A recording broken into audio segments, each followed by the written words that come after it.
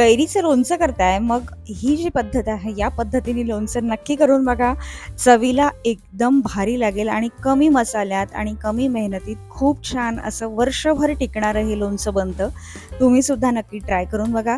लसूण घातलेलं हे लोणचं अतिशय चवीला छान लागतं आणि त्यामुळेच यात बाकीचे मसाले भरपूर कमी आहेत आणि मस्त असं फक्त केवळ 3 मसाल्यांमध्ये हे बनलेलं आहे.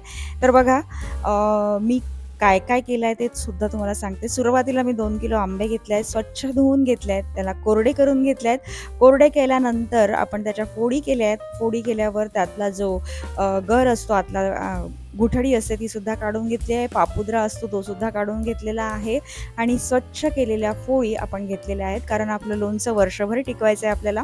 आणि मसाले कुठले आहेत, तर मोहरीची डाळ 1 वाटी, मोहरी आपण घेतलेली आहे, डाळ नाही, मोहरी 1 वाटी घेतलेली आहे, ती भाजून त्याची पावडर करून घेतली आहे. जिरं अर्धी वाटी घेतली आहे, त्याचीसुद्धा पावडर करून घेतली आहे.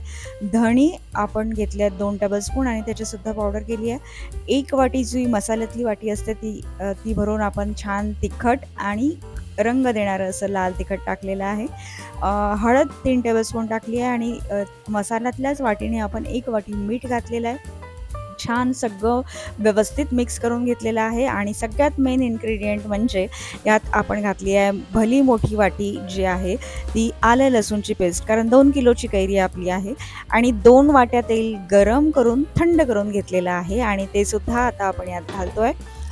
आत्ता जरी या लोणच्याला छान रंग आलेला नसेल तरीही जेव्हा आपण यातलं तेल आणि जी कैरी आहे याला छान पाणी सुटल्यावर एक मस्त असा रंग तयार होतो. 1 दिवस झाकून ठेवायचा आहे आणि त्यानंतर उघडून बघितल्यावर तुम्हाला हा असा रंग दिसेल. आणि जेवढं हे रंगारूपाला छान दिसतंय लोणचं, तितकंच हे चवीला सुद्धा मस्त लागतं. माझ्या तर तोंडाला पाणी सुटत आहे. तुम्ही सुद्धा हे लोणचं नक्की ट्राय करून बघा. यावर्षी थोडं वेगळं लोणचं ट्राय करून तर बघा आणि छान मस्त लागणारं असं हे लोणचं. जर का तुम्हाला संपूर्ण डिटेलमध्ये बघायचं असेल तर चॅनलवर जा आणि तिथे हैदराबादी लोणचं तुम्ही बघू शकता. मी टाकलेला आहे व्हिडिओ आणि मस्त असं हे लोणचं रेडी झालेलं आहे.